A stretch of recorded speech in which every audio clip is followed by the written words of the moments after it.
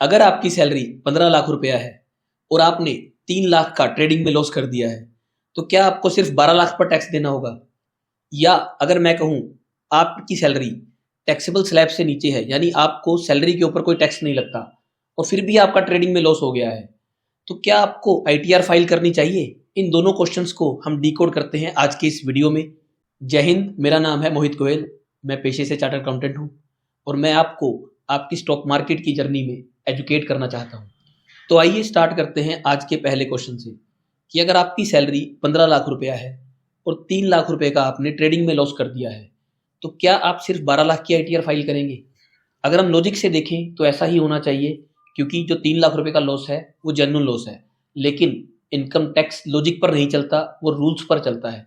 अगर आप 3 लाख रुपए का लॉस क्लेम करके अपनी आईटीआर फाइल कर देंगे और अपनी सैलरी में से उसको कम कर देंगे, तो इनकम टैक्स आपको डिफेक्टिव आईटीआर का नोटिस भेज देगा और उसके ऊपर आपसे पेनल्टी और इंटरेस्ट अलग से डिमांड करेगा।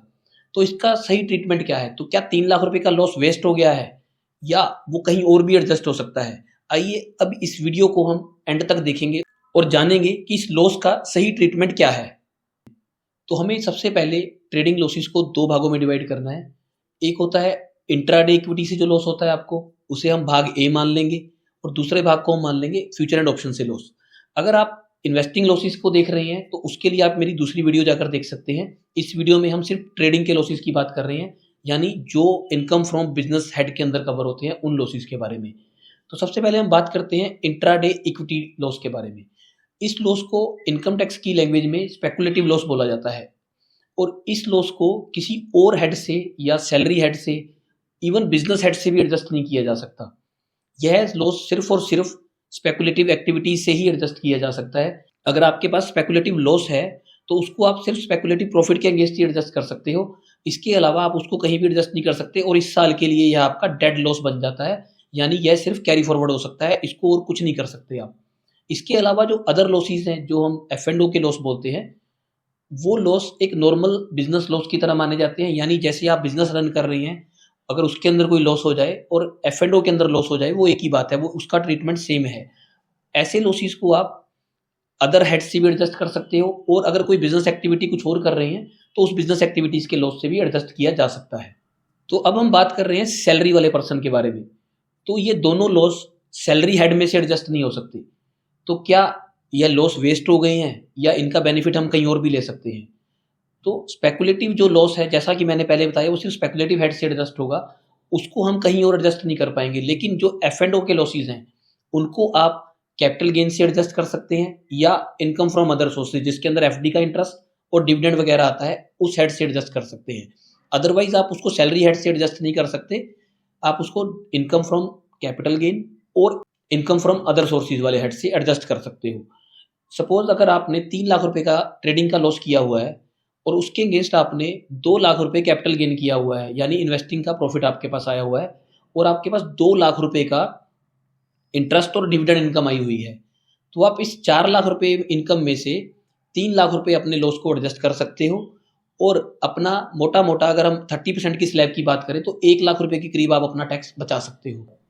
तो इसका मतलब यह हुआ कि आपका जो लॉस है, वो जो अदर इनकम जिसके ऊपर टैक्स लगना था, उसको आपका लॉस कवर कर गया और उसको बचा गया। तो क्या अगर अदर इनकम आपकी कम है, सपोज यही इन केस अगर ये अदर इनकम आपकी 2 लाख रुपया होती और जो लॉस है आपका वो 3 लाख रुपया है, तो क्या 1 लाख रुपया वेस्ट हो गया? जी नहीं, आप इस 1 लाख रुपए को अगले 8 साल तक कैरी फॉरवर्ड कर सकते हो और कैरी फॉरवर्ड करने के बाद इसको बिजनेस हेड की इनकम से अगले 8 साल तक सेट ऑफ कर सकते हो।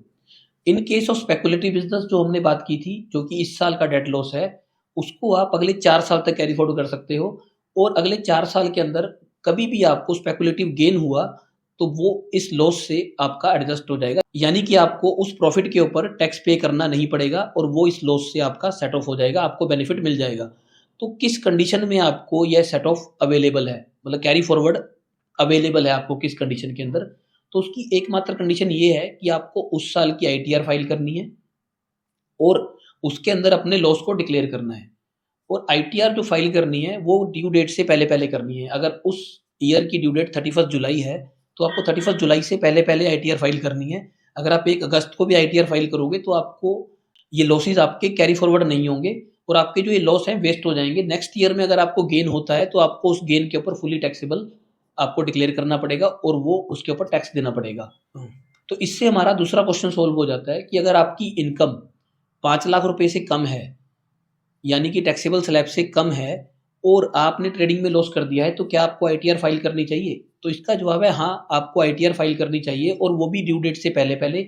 और उस आईटीआर में ध्यान देना चाहिए कि आप वो लॉस को डिक्लेयर कर दें, सही हेड में डिक्लेयर कर दें कि अगर आपका ट्रेडिंग से लॉस है तो उसको बिजनेस हेड के अंदर डिक्लेयर किया जाए, और अगर आपका इन्वेस्टिंग से लॉस है तो उसको शॉर्ट टर्म और लॉन्ग टर्म हेड के अंदर डिक्लेयर करके आप उसको कैरी फॉरवर्ड किया जाए।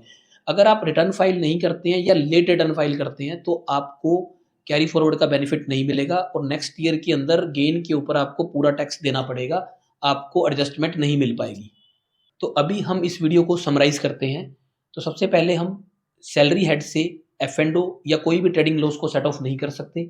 सेकेंडली, अगर आपको कोई ट्रेडिंग का लॉस हुआ है और वो स्पेकुलेटिव नेचर का है तो उस स्पेकुलेटिव लॉस को आप कहीं भी एडजस्ट नहीं कर पाएंगे। थर्ड, अगर आपको नॉन स्पेकुलेटिव लॉस हुआ है उसको आप कैपिटल गेन से और अदर सोर्सेज के हेड से एडजस्ट कर सकेंगे। इसके अलावा अगर आपके फिर भी लॉसेस बच जाते हैं तो जो स्पेकुलेटिव लॉस है उसको आप 4 साल तक कैरी फॉरवर्ड कर सकते हैं, और जो नॉन स्पेकुलेटिव लॉस है उसको आप अगले 8 साल तक कैरी फॉरवर्ड कर सकते हैं। और इस कैरी फॉरवर्ड की कंडीशन है कि आपको आईटीआर फाइल होनी चाहिए और विद इन ड्यू डेट आपकी आईटीआर फाइल हो। तो जब भी आपने ट्रेडिंग के लिए आईटीआर फाइल करनी है, आपने किसी ना किसी प्रोफेशनल की हेल्प जरूर लेनी है, आपने खुद से फाइल करने की कोशिश नहीं करनी है, क्योंकि ये जो ट्रेडिंग वाला सिस्टम है ना, ये काफ़ी लोगों को समझ में नहीं आता है, और एक अच्छा टैक्स प्रोफेशनल ही आपको इसके लिए गाइड कर सकता है, ताकि आपका फ्यूचर में होने वाला लॉस आज ही बच जाए और आपको नोटिस ना आए इनकम टैक्स के, और आपको फालतू के इंटरेस्ट और पेनल्टीज ना पे करने पड़े। तो एक प्रोफेशनल की हेल्प जरूर लीजिए और उसकी गाइडेंस के अकॉर्डिंगली आप अपनी टैक्स प्लानिंग कीजिए। अगर आपको वीडियो में दिया गया कंटेंट अच्छा लगा तो प्लीज़ इस वीडियो को लाइक कीजिएगा और अपने फ्रेंड्स के पास शेयर कीजिएगा, और मेरे चैनल को सब्सक्राइब जरूर कर लीजिएगा। इस वीडियो में इतना ही। Thank you. जय हिंद।